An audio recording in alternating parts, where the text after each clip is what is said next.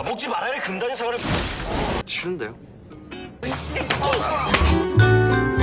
Di awal episode ini, kita diperlihatkan oleh sosok Mary, pemilik sebuah studio desain yang sedang mempresentasikan produknya di hadapan beberapa pegawai kantor pariwisata kota Hongju.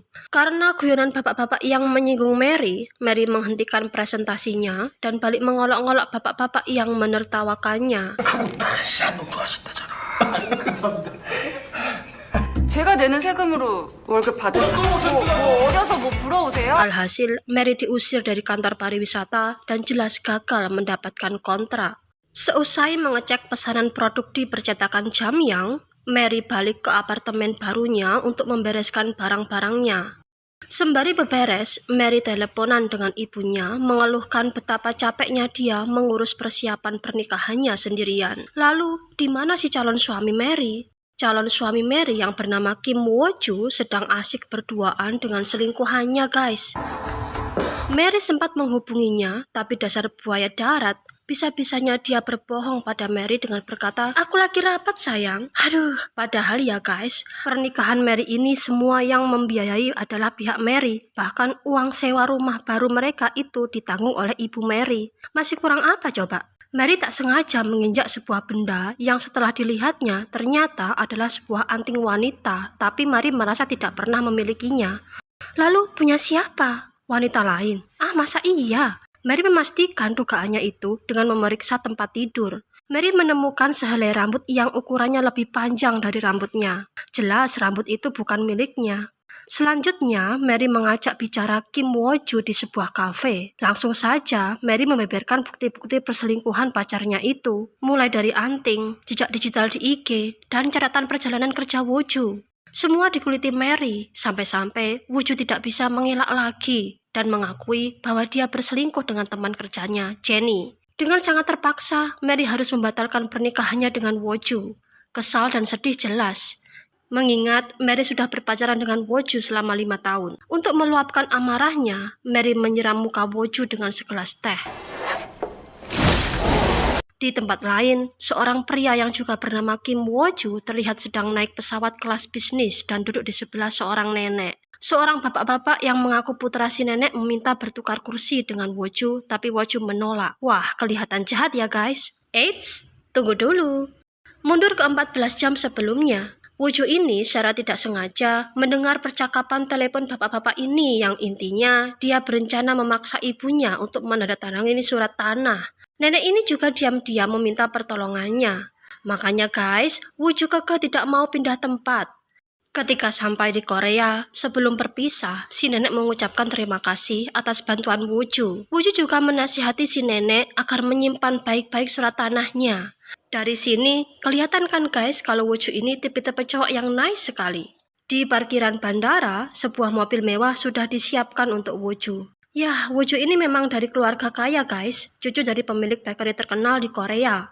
Nenek Woo-ju memintanya untuk pulang terlebih dahulu. Secara, Woo-ju ini sudah lama hidup sendiri untuk kuliah di Amerika ya guys. Tapi Woo-ju menolak. Woo-ju memilih untuk menghabiskan terlebih dahulu waktunya dengan berlibur di suatu tempat yang jauh dari perkotaan. Dia habiskan waktunya untuk memancing, bersepeda, camping, dan sebagainya.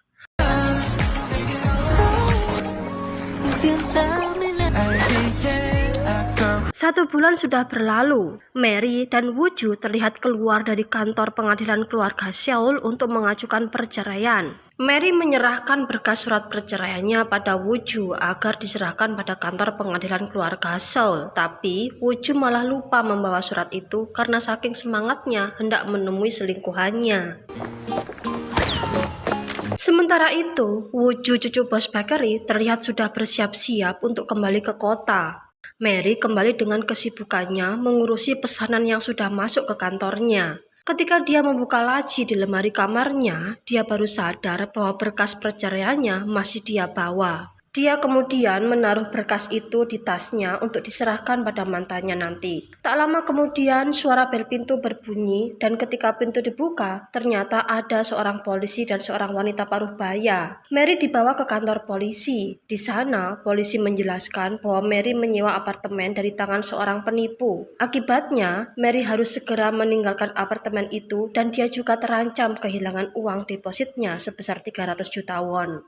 Begitu Mary keluar dari kantor polisi, dia langsung menelepon Woo-ju mantannya untuk meminta bantuan. Tapi dasar Woo-ju, dia memilih nurut apa kata selingkuhannya yang melarangnya untuk berhubungan lagi dengan Mary. Mary jelas kesal dan kecewa tak tahu apa yang harus dia lakukan untuk saat ini.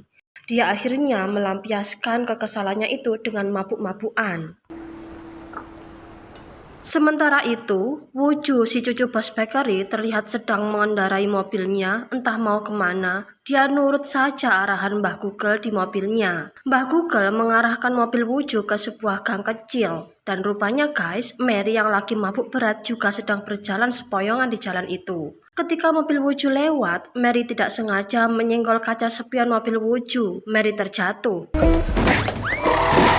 Woo-ju yang baik hati jelas langsung berhenti dan melihat keadaan Mary. 괜찮으세요? Meski Mary mengaku baik-baik saja, Woo-ju tetap bertanggung jawab dengan memberikan nomor HP-nya pada Mary agar dia bisa mengontaknya jika terjadi apa-apa. Melihat nama di kontak HP-nya adalah Kim Woo-ju, Mary berpikir bahwa Woo-ju yang di hadapannya itu adalah Woo-ju mantannya. Langsung saja, Mary keplak kepala Woo-ju karena mengabaikan panggilan teleponnya. Woo-ju jelas kebingungan tak tahu apa yang dibicarakan Mary itu. Yang nggak ngangkat telepon lah, harus mengembalikan uang lah, kasih uang pada ibunya lah. Woo-ju benar-benar nggak paham ngomong apa sih ini cewek. Dia pun bergegas naik ke mobilnya, tapi yang mengejutkan Mary juga ikut-ikutan naik mobil Woo-ju. Woo-ju tidak terima, dengan segala cara dia keluarkan Mary dari mobilnya. Berhasil, tapi giliran Mary yang tambah ngamuk. Mary mencekram Woo-ju. Woo-ju berusaha melepaskan diri.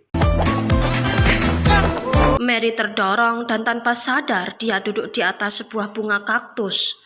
Woo-ju menyadari hal ini. 괜찮아요?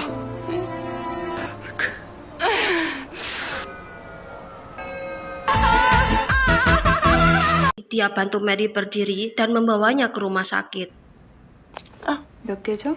Woo-ju berterima kasih atas bantuan Jin Yong karena dialah yang mengangkat duri-duri kaktus di bokong Mary. By the way, Jin Yong ini temannya Woo-ju ya guys. Ayahnya adalah dokter pribadi nenek Woo-ju. Jin Yong hendak meminta ditraktir kopi sama Woo-ju, tapi Woo-ju keburu pergi begitu dia melihat Mary berjalan keluar rumah sakit dengan tertatih-tatih. Woo-ju sih baik hati mengantarkan Mary pulang guys. Dalam perjalanan, Mary minta maaf atas semua perbuatannya dan dia pun menjelaskan bahwa karena mabuk, Mary jadi bingung membedakan mana Woo-ju yang baru dia temui dan Woo-ju mantannya.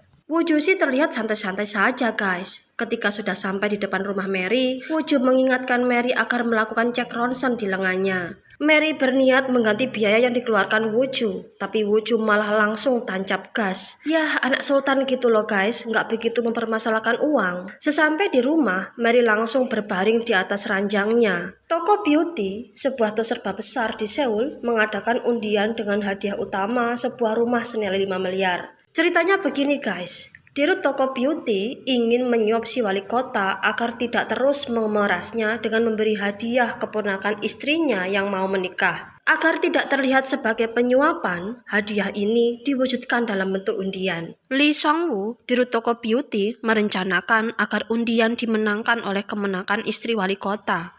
Lee Song-woo kemudian melipat salah satu ujung undian yang atas nama keponakan istri wali kota itu dan kemudian menaruh undian itu di balik lengan bajunya. Ketika proses pengundian dilakukan, sialnya undian khusus itu tak sengaja terlepas dari tangan Song-woo. Lee Song-woo berusaha mencari-cari undian yang ujungnya terlipat itu dan ketemu. Tapi ketika dibaca, pemilik undian bukan keponakan istri wali kota, tapi atas nama Yu Mary. Yu Mary sendiri ketika dihubungi oleh pihak toko masih tertidur pulas. Namun begitu, dia bisa terbangun dan mengangkat teleponnya.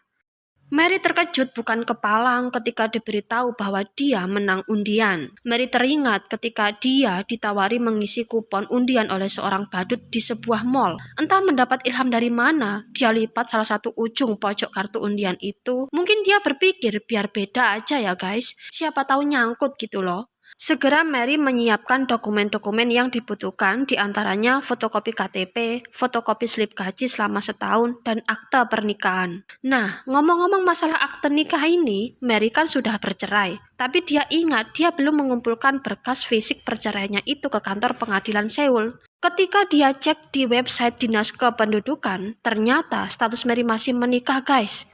Jelas Mary senang. Pak Kwon melapor pada Song Hyun menunjukkan dokumen-dokumen Yu Mary dan semuanya telah sesuai dengan aturan. Song Hyun kelihatan makin pusing guys. Dia tambah-tambahi persyaratan pengambilan hadiah undian berharap ada kesalahan yang dilakukan Mary. Tapi apa iya Mary akan melakukan kesalahan nantinya?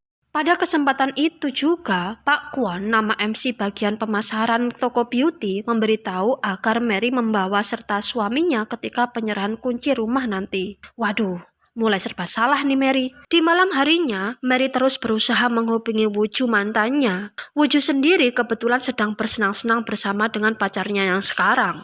Begitu dia melihat pesan suara dari Mary, dia langsung menghapusnya tanpa tahu isi dari pesan itu. Mary capek juga dicuekin Woo-ju terus. Tiba-tiba sebuah pesan masuk dan itu ternyata dari Woo-ju, si cucu bos bakery menanyakan apakah Mary sudah memeriksakan lengannya belum. Mary hendak mengatakan bahwa dia masih sibuk, tapi ketika dia melihat nama Kim Woo-jo, nama yang persis sama dengan mantannya, tiba-tiba terlintas ide cemerlang di pikiran Mary. Apa itu? Keesokan harinya, terlihat Mary menemui Kim Woo-jo, si cucu bos bakery di sebuah kafe. Tak banyak basa-basi, Mary langsung bertanya apakah Woo-jo sudah menikah. Dengan mimik agak kaget, Woo-jo menjawab belum. Mary kemudian bertanya lagi, apakah kamu mau menjadi suamiku? Mendengar ini, jelas Woo-jo kaget.